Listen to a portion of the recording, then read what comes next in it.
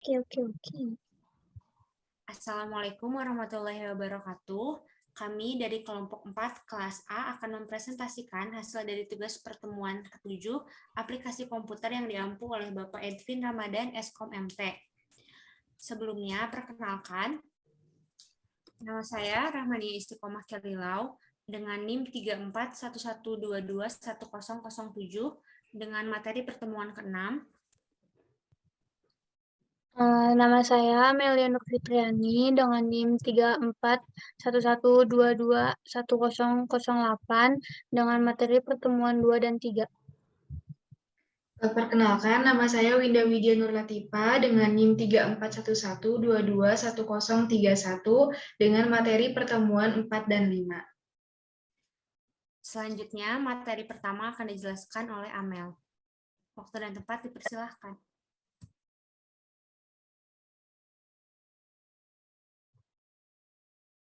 Ini slide-nya.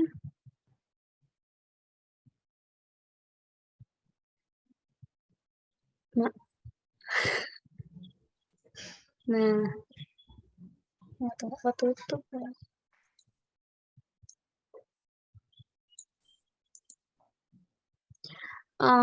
Di sini saya akan menjelaskan pertemuan pada materi kedua dan ketiga, yaitu pada pertemuan 2 kita membahas tentang dasar-dasar komputer, di mana ada pengertian dasar komputer, perangkat keras pada komputer, perangkat lunak pada komputer.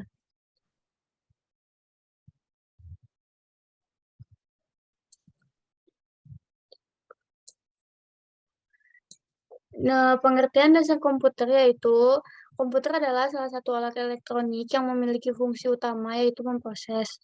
Hal-hal yang diproses di komputer adalah berbagai macam data dan juga informasi yang diberikan oleh perangkat input. Fungsi komputer yang lainnya adalah input yaitu menerima data atau informasi, output yaitu setelah informasi selesai diproses. Informasi akan menjalankan fungsi output dan yang terakhir adalah storage sebagai tempat di mana informasi tersebut akan disimpan. Komputer juga merupakan alat perhitungan sesuai dengan bahasa Inggrisnya yaitu computing yang berarti alat untuk hitung.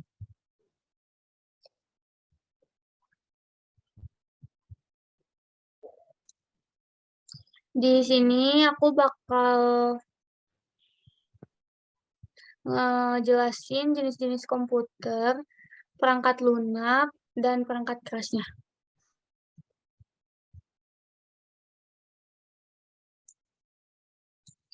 Yang pertama ada jenis-jenis komputer. Komputer itu dibagi menjadi beberapa jenis. Ada komputer desktop yang dirancang untuk ditempatkan di atas meja, banyak digunakan di kantor, sekolah maupun rumah. Terus ada komputer laptop. Komputer ini sangat populer karena menggunakan daya yang rendah. Komputer tablet yang menggunakan layar sentuh saat digunakan. Layar sentuh ini juga pengganti keyboard, mouse, dan navigasi. Dan komputer tablet juga mudah dibawa kemana saja. Dan yang terakhir ada komputer server, di mana komputer ini mengolah permintaan informasi dari komputer yang lain yang terhubung dengan pada suatu jaringan komputer. Dan di sebelahnya juga ada perangkat keras pada komputer, yaitu ada monitor, keyboard, terus mouse, CPU, dan lain-lain.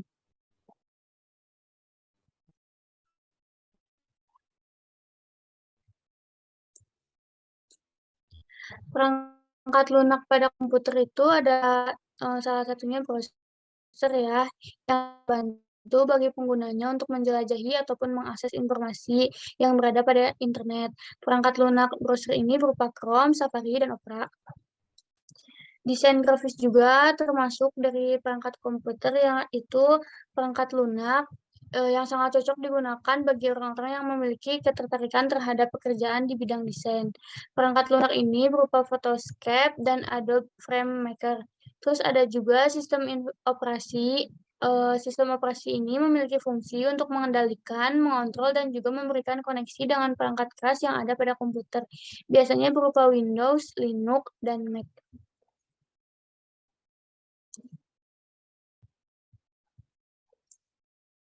Di sini juga ada jenis-jenis harddisk, yaitu harddisk konvensional yang mempunyai kelebihan Di sini bisa dilihat ya kelebihannya dan kekurangannya. Terus ada hard disk SSD juga.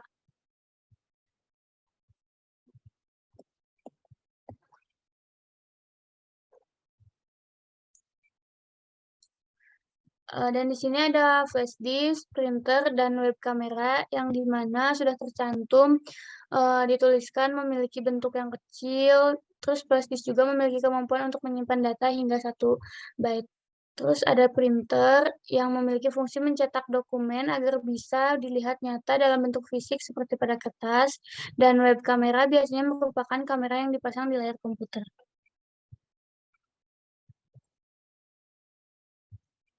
Ada juga mikrofon yang merupakan perangkat keras yang termasuk ke dalam kategori input. Terus speaker dan proyektor. Bisa dibaca ya di slide-nya.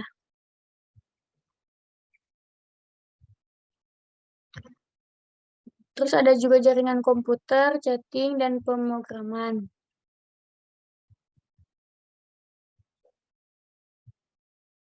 Nah, kita udah masuk ke pertemuan ketiga, yaitu tentang binary sistem bilangan basis 2.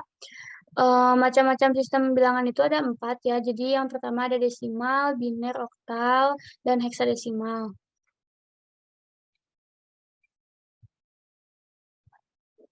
Apa sih sistem bilangan? Jadi sistem bilangan itu sistem bilangan biner atau sistem bilangan basis 2 adalah sebuah sistem penulisan angka dengan menggunakan 2 simbol yaitu 0 dan 1. Sistem bilangan biner modern ditemukan oleh Gottfried Wilhelm Leibniz pada abad ke-17. Sistem bilangan ini merupakan dasar dari semua sistem bilangan berbasis digital.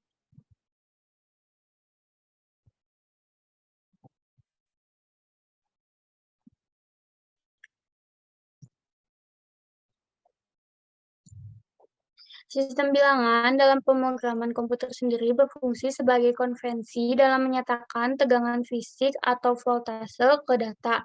Seperti penjelasan di atas, biner terdiri dari bilangan 0 yang memiliki arti mati dan 1 yang memiliki arti menyala. Kedua bilangan ini juga terhubung dengan saklar pengendali sinyal listrik dalam sirkuit komputer, seperti saklar lampu. Saklar lampu ini juga hanya bisa mati dan hidup. Jadi, bila saklar tersebut mati, jadilah angka 0, dan bila hidup, jadilah angka 1. Meskipun hanya terdiri dari 2 angka, namun sistem bilangan biner juga memiliki artinya tersendiri bila disusun dan dapat dikonversikan ke sistem bilangan lainnya.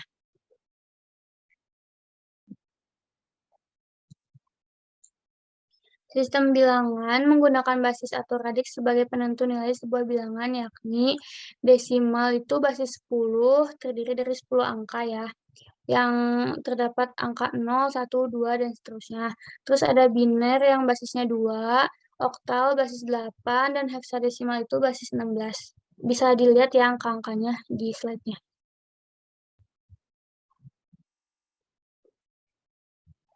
Mungkin cukup sekian penjelasan dari materi pertemuan 2 dan 3. Selanjutnya bakal dilanjutin oleh rekan saya.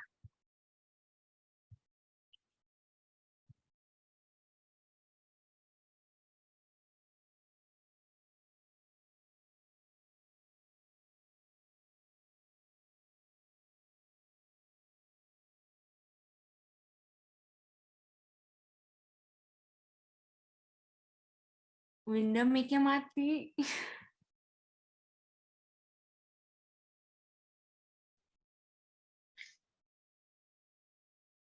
Di sini aku bakal ngejelasin materi pertemuan kita yang keempat dan kelima. Dimulai dari pertemuan keempat, yaitu tentang sejarah sistem operasi, lalu dilanjut dengan aplikasi pengolah angka, dan aplikasi pengolah kata.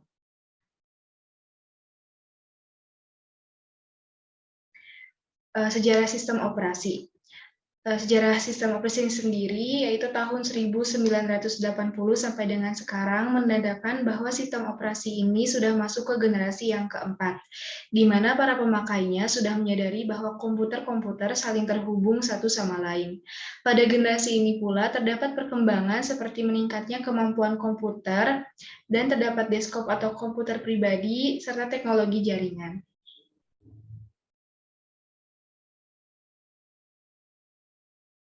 Dilanjut dengan tahun muncul sistem operasi, generasi pertama dimulai dari tahun 1945 sampai dengan 1955. Pada generasi pertama ini merupakan awal terciptanya sebuah perangkat komputasi elektronik yang mampu menggantikan peran sistem komputasi mekanik. Generasi kedua dimulai pada tahun 1955 sampai dengan 1965. Pada generasi kedua, terdapat gagasan baru yang diberi nama Batch Processing System, yaitu pekerjaan yang dilaksanakan secara real-time dalam satu rangkaian yang saling berurutan. Generasi ketiga dimulai pada tahun 1965 sampai dengan 1980, di mana sistem operasi digunakan untuk kebutuhan banyak pengguna sekaligus dengan melakukan komunikasi secara online. Generasi keempat dimulai pada tahun 1980 sampai dengan sekarang. Pada generasi keempat ini dikenal GUI, yaitu Graphical User Interface, yang menjadi keunggulan utama untuk memberikan pengalaman yang lebih baik dengan proses interaksi yang berjalan lebih mudah.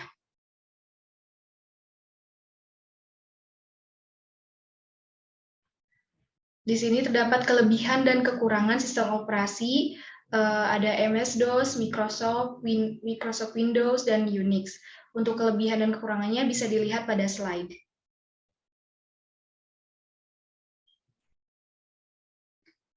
Dilanjut dengan 10 aplikasi pengolah kata dengan tahun rilis dan juga perusahaannya. Yang pertama ada WPS Office yang dirilis pada tahun 1988 oleh Kingsoft, lalu ada Microsoft yang dirilis pada tahun 1983 oleh Microsoft, ada Google Docs yang dirilis pada tahun 1983 oleh Google, lalu ada Zoho Docs yang dirilis pada tahun 2007 oleh Zoho, ada AbiWord yang dirilis pada tahun 1998 oleh AbiSearch, dan yang lainnya. Bisa dilihat pada slide. Di sini ada kelebihan dan kekurangan aplikasi pengolah kata. Ada WPS Office, Microsoft, Google Docs, Zoho Docs, dan juga AbiWord. Untuk kelebihan dan kekurangannya bisa dilihat pada slide. Lalu di sini ada sistem operasi yang mendukung aplikasi pengolah kata sebagai berikut. Ada WPS Office, Microsoft Word, Google Docs, Zoho Docs, AbiWord, SoftMaker Pre-Office, OpenOffice Reader Page, ada WordStar, LibreOffice, dan WordPerfect. Dilanjut dengan 10 aplikasi pengolah angka dengan tahun rilis dan juga perusahaannya. Yang pertama ada VisiCalc yang dirilis pada tahun 1983 oleh VisiCorp, lalu ada Lotus 123 yang dirilis pada tahun 1983 oleh Lotus Software. Yang ketiga ada SuperCalc yang dirilis pada tahun 1980 oleh Searchim. Yang keempat ada Kspeed yang dirilis pada tahun 2005 oleh KDE Community, dan yang lainnya. Bisa dilihat pada slide.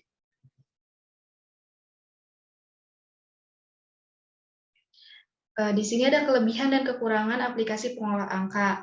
Ada VisiCalc, Lotus 123, SuperCalc, Kspeed, dan Microsoft Excel. Untuk kelebihan dan kekurangannya bisa dilihat pada slide.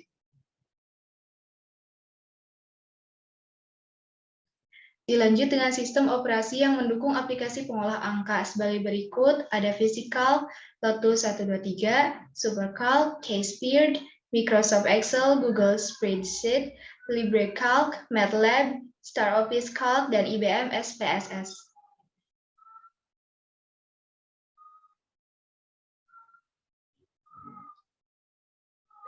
Untuk sekarang dilanjut ke materi pertemuan yang kelima, yaitu 10 aplikasi pengolah gambar, tahun rilis, dan perusahaannya. Ada Adobe Photoshop yang dirilis pada tahun 1987 oleh Thomas dan John Knoll. Lalu ada CorelDRAW yang dirilis pada tahun 1989 oleh Corel Corporation. Lalu ada Inkscape yang dirilis pada tahun 2003 oleh Ralph Levelin. Ada Affinity Designer yang dirilis pada tahun 2014 oleh Serif. Lalu ada Sara Designer Pro X yang dirilis pada tahun 1981 oleh Sara. Yang lainnya bisa dilihat pada slide.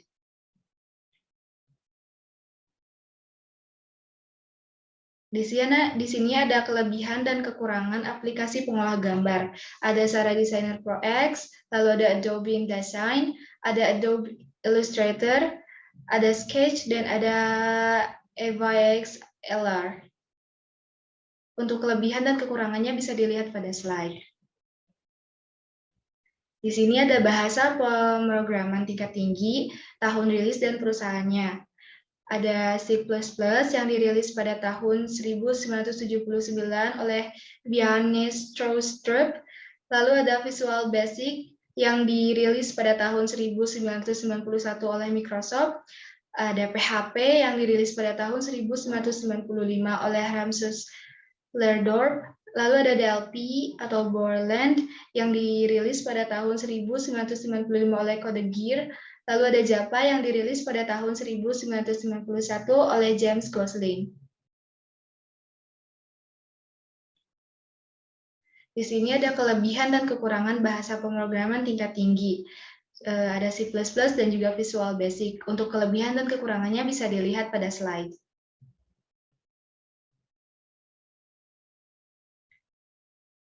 Di sini ada pengertian jaringan komputer. Jaringan atau network adalah koneksi di antara dua atau lebih peralatan. Dalam bukunya yang berjudul Computer Network and Open Source Approach, Inderlin mengatakan jaringan komputer merupakan sebuah platform yang digunakan untuk saling berbagi data research, baik itu software maupun hardware, dengan beragam pengguna dan aplikasi yang saling berkomunikasi satu sama lain. Topologi dalam jaringan komputer adalah layout atau tata letak bagaimana komputer ataupun peralatan jaringan yang saling terhubung dan berkomunikasi di mana bentuk umumnya adalah star bus ring mesh dan hybrid.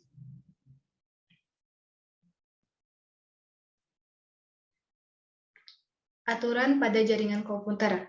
Pengertiannya sendiri, aturan atau protokol jaringan komputer merupakan aturan yang ada dalam suatu jaringan komputer dan tentunya harus ditaati baik itu oleh pihak pengirim maupun dari pihak penerima. Awal kemunculannya adalah pada tahun 1970-an. Fungsinya sendiri yaitu menghubungkan pengirim dan penerima dalam saling berkomunikasi dan juga bertukar informasi agar dapat berjalan dengan baik dan lancar. Jenisnya sendiri terdapat Ethernet, Local Talk, Token Ring, FDDI, lalu ada UDP, ICMP, HTTP, HTTPS, dan FTP.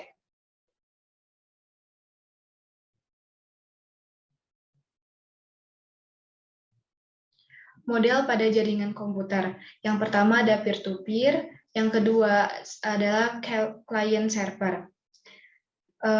Jaringan komputer sendiri memiliki jenis yaitu yang pertama ada LAN, yang kedua MAN, ketiga WAN, dan keempat internet.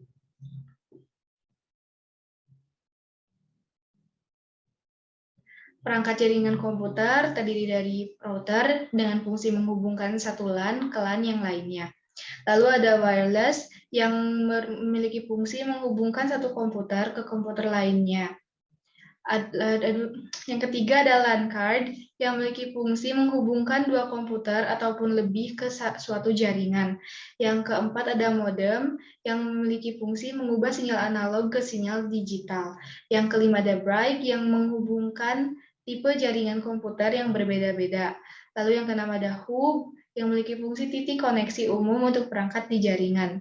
Yang ketujuh ada switch yang menghubungkan beberapa perangkat seperti komputer, titik akses, nirkabel, printer, dan server. Yang kedelapan ada kabel jaringan yang menghubungkan antar komputer atau lebih dengan berbagai topologi jaringan yang digunakan. Yang kesembilan ada repeater yang memiliki fungsi menerima dan juga memperluas jangkauan Wi-Fi. Lalu yang 10 ada access point yang memiliki fungsi sebagai pemancar sinyal internet.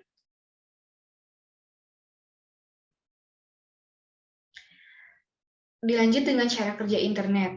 Cara kerja internet adalah menggunakan satelit. Dari pusat data sinyal dikirim ke satelit melalui antena dan kemudian dari satelit sinyal dapat dikirim ke ponsel melalui antena yang berada di dekat kita. Namun, hal ini bukan hal yang baik. Alasannya adalah karena hal ini menyebabkan penundaan yang signifikan dalam menerima sinyal. Tentunya, hal ini merupakan akibat dari jarak yang sangat jauh. Cara kerja internet juga dapat dilakukan dengan cara menyalurkan informasi-informasi dengan melalui router menggunakan protokol TPC atau IP antara komputer yang terhubung dalam jaringan global.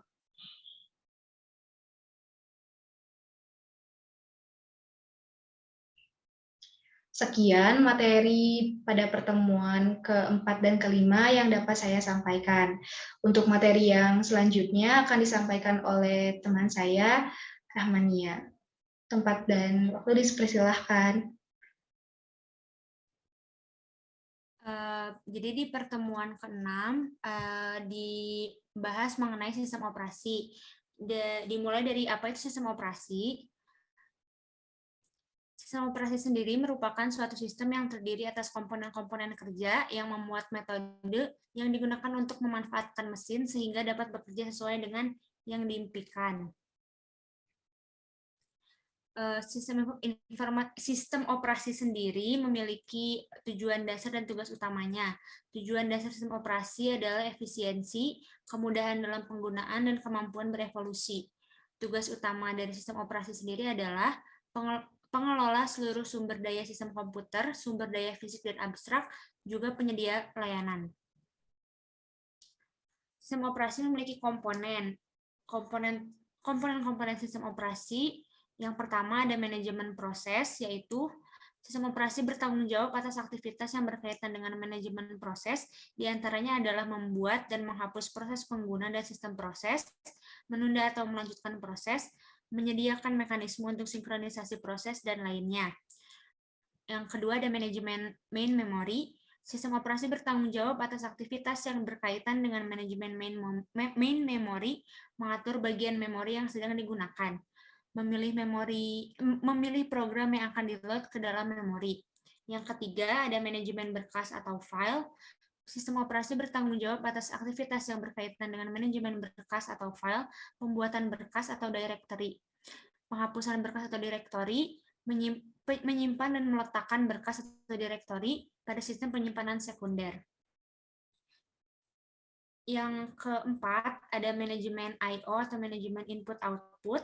Sistem operasi bertanggung jawab atas aktivitas yang berkaitan dengan manajemen I/O adalah menampung data sementara dari atau ke perangkat I/O, melakukan penjadwalan pemakaian I/O, dan lainnya. Kemudian yang kelima adalah manajemen secondary storage. Sistem operasi bertanggung jawab atas aktivitas yang berkaitan dengan manajemen secondary storage adalah menyimpan berkas secara permanen, menyimpan program yang belum dieksekusi prosesor, dan lainnya. Kemudian yang keenam, protection system. Sistem operasi bertanggung jawab atas aktivitas yang berkaitan dengan protection system adalah mengontrol akses terhadap beberapa objek yang diproteksi. Objek-objek tersebut bisa berupa hardware, software, maupun data. Kemudian yang selanjutnya ada network system. Sistem operasi bertanggung jawab atas aktivitas yang berkaitan dengan network system adalah penanganan sistem terdistribusi, peningkatan kecepatan komputasi, meningkatkan kemampuan penyedia data, dan lainnya. Kemudian yang terakhir ada command interpreter system. Sistem operasi bertanggung jawab atas aktivitas yang berkaitan dengan command interpreter system adalah pembacaan instruksi dan pengertian control statements. Kemudian, jenis-jenis sistem operasi berdasarkan jumlah pengguna dan program yang dijalankan. Yang pertama, ada single user, single tasking. Yang berarti sistem operasi hanya dapat dibuka oleh satu user dan hanya dapat membuka satu program dalam satu waktu. Kemudian yang kedua, ada multi-user, single tasking, yang berarti bahwa sistem operasi bisa dibuka oleh banyak user, namun hanya bisa menjalankan satu program. Yang ketiga ada single user multitasking, atau sistem operasi hanya bisa dibuka oleh satu user, tapi bisa menjalankan banyak program dalam satu waktu. Dan yang terakhir ada multi-user multitasking, yang berarti bahwa sistem operasi bisa dibuka oleh banyak user dan membuka banyak program dalam satu waktu. Kemudian yang terakhir adalah ada sistem operasi, struktur sistem operasi. Yang pertama ada struktur sederhana. Struktur sistem dibuat untuk mendukung fungsi yang banyak pada ruang yang kecil. Kemudian yang kedua ada pendekatan terlapis. Lapisan merupakan implementasi objek abstrak yang adalah enkapsulasi dari data dan operasi. Kemudian yang ketiga ada mikrokernel. Tujuannya adalah mendukung fasilitas komunikasi antara program dan macam-macam layanan. Sekian materi dari pertemuan ke-6. Mohon maaf apabila ada kesalahan. Terima kasih. Selain itu, presentasi dari kami sudah selesai. Terima kasih atas perhatiannya. Mohon maaf apabila ada kesalahan. Wassalamualaikum warahmatullahi wabarakatuh.